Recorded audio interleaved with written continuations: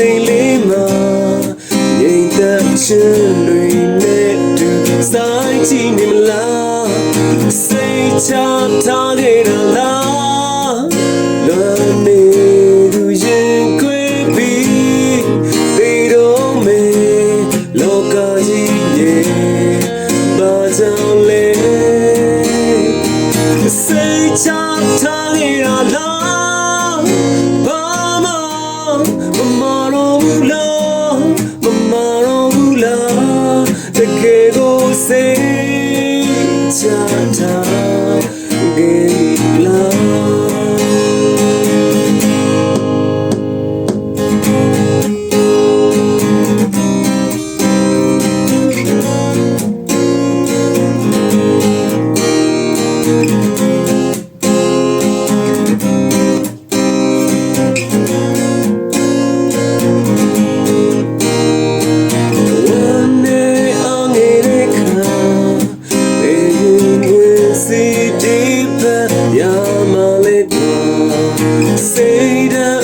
ချိန်လေးမှာ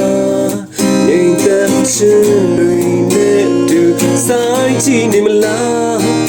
စိတ်ချထားခဲ့တာလားလာနေသူရင်ခွေပြီးသေတော့မေ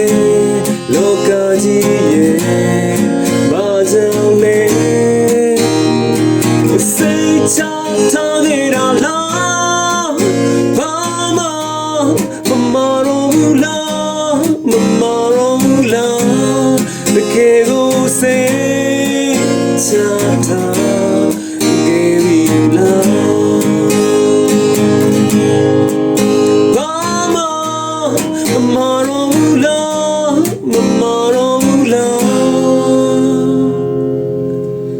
တကယ်ကိုစိတ်ချ